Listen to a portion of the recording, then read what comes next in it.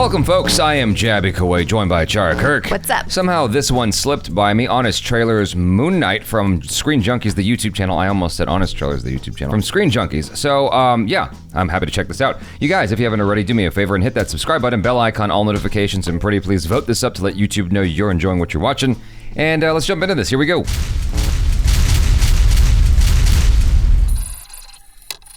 No? What? Ah. Cute.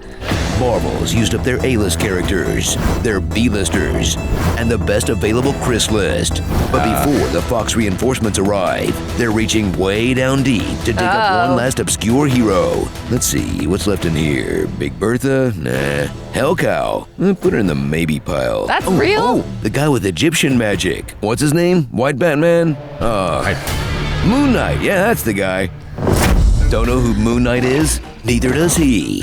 Oscar Isaac stars as three personalities fighting for control of the same hot bod. One is Stephen Grant, a modern-day Londoner with the vibe of a Dickensian street urchin. Only the worthiest would be allowed to pass through the field of reeds. Is he really gonna do the whole show like that? This is how I talk. Ooh.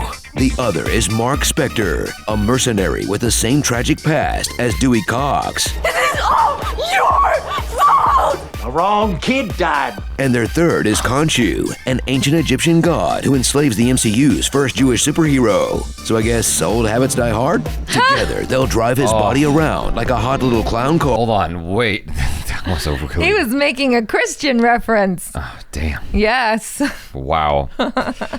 Was his English accent that bad? I It enjoyed wasn't. It was fine. It was perfectly fine. I saw a lot of Brits in comments on videos and stuff saying, yeah, like, loved it. It was great. I mean, yeah, there were moments where it was a little bit iffy, but he did really well. He did really, really well. People are so stuffy about his accent. It's like there are plenty of people who are from Europe that try to do an American accent that slip all the time, especially when they get into an emotional scene. Yeah. All the time. So cut him some slack. Yeah. Are in an Oscar Isaac vehicle built for one purpose: huge acting choices.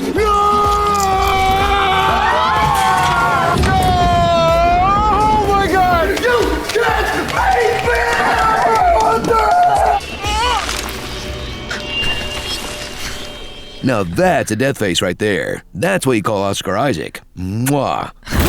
You'd think Oscar would stay away from Egyptian comic book stuff after the last time. But this gaze has headed back to Giza for more Egypt tropes than a scarab pointing to the hieroglyphics on a pharaoh sarcophagus, as Moon Knight must race to find the magic something or other with the help of his wife Layla, a woman who knew all about his superhero side, Some of the soup. but nothing about his PTSD, family trauma, or the fact that he killed her dad. Classic Marvel couple. Together, they'll team up to defeat Jafarthur Harrow, Ethan Hawke phoning it in as a villain. Did you catch that? Ethan Hawke phoning it in? No. What? Jafarthur. Oh, no, I did not catch that. Yeah, he combined the two names. The uninitiated, like, wait, that would just go right by you. Yeah. Marvel couple. Together, they'll team up to defeat Jafarthur Harrow, Ethan Hawke phoning it in as a villain with the power to be, like, super judgy. You're a vegan, right? Yeah, so am I. No, not that judgy thing. The other one. The death one. I wish you could live to see the world we made. Are you ready for action?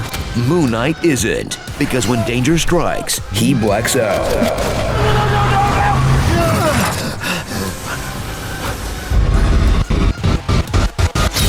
Yeah.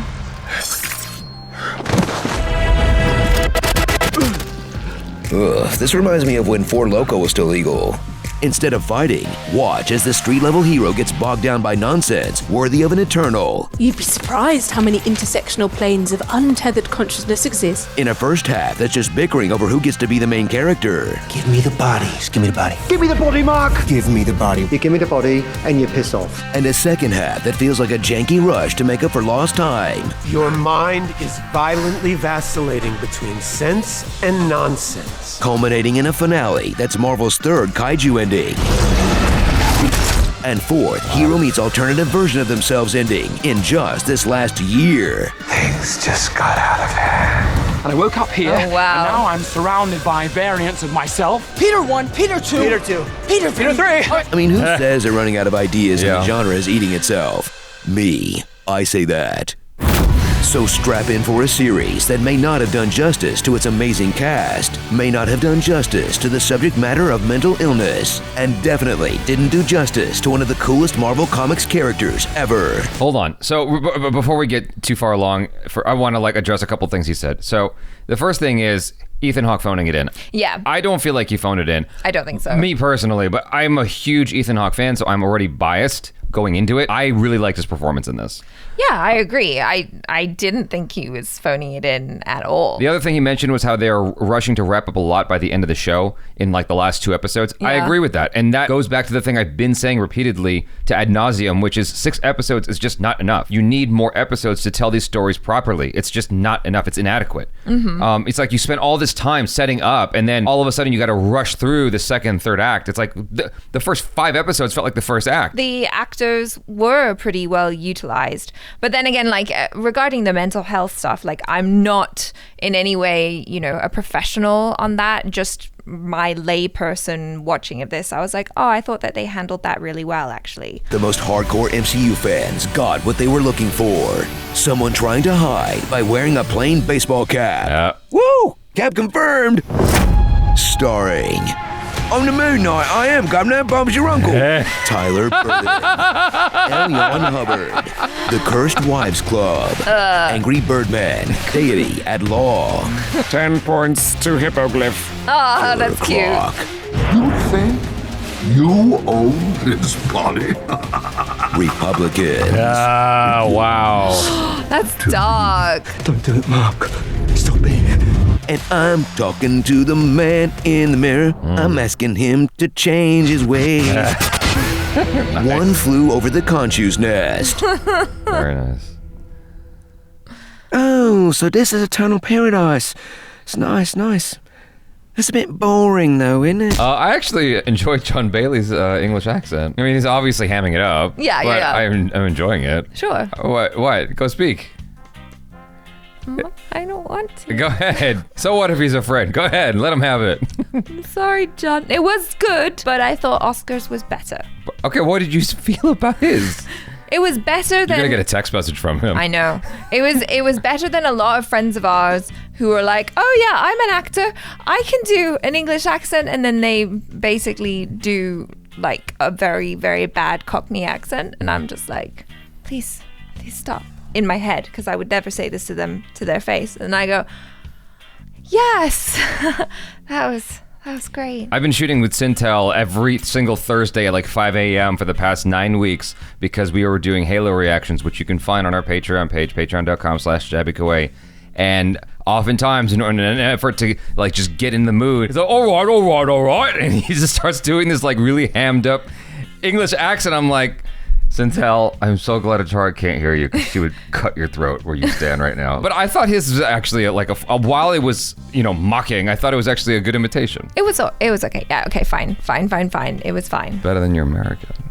Whatever. I didn't say anything, okay? And I have been cast plenty of times as an American, And he's been- so yeah, clearly it's fine. I thought the thing at the very beginning was interesting because actually... last night I was having a conversation with your sister and she was showing me this Marvel, I don't know what it was, some sort of an encyclopedia of all the characters that she had.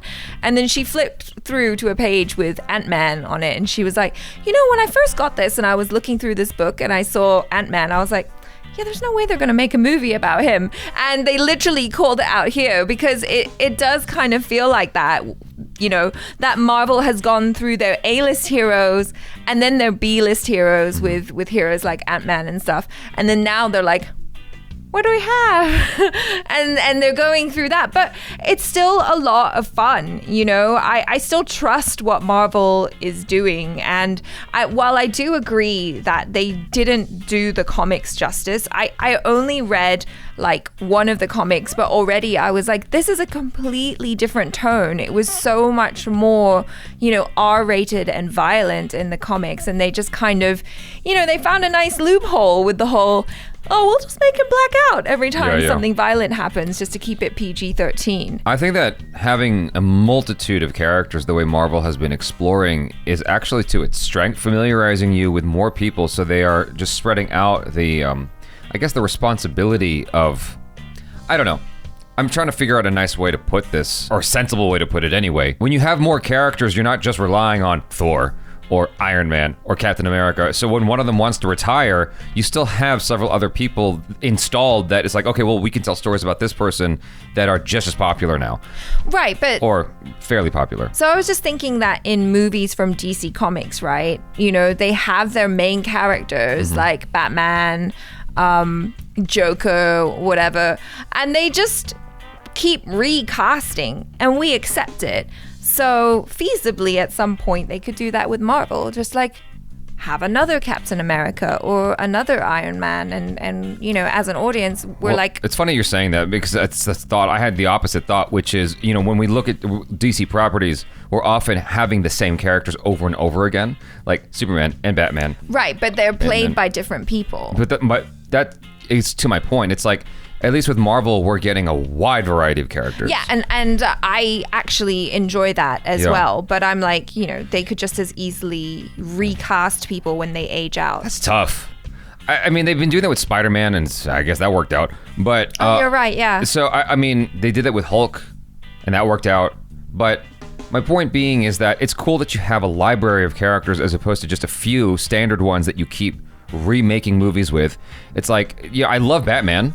Batman's one of my all-time favorite superheroes, but goddamn, like, you know what I mean? Like, so finally we're getting more. Like, we got Aquaman, we got Wonder Woman, we got, hopefully we'll see what happens with Flash. But anyway, we're getting more of these characters from DC, which I actually enjoy, having more characters to lean on in the DC cinematic universe, etc. And so I think that what Marvel's doing here is actually smart, is using that library, that IP to their advantage. Yeah. So yeah, I think it's a good thing. But anyway, you know, this video definitely had merit though, because there were some things that it pointed out. I'm like, yep, all of that, yep. Exactly. In particular, the one that I find most frustrating, that I'm the most incensed by, is the fact that it's only 6 episodes. It's like, you can do this differently and tell a better story more effectively. Yeah. Like, this can be 7 or 8 episodes and be a better story.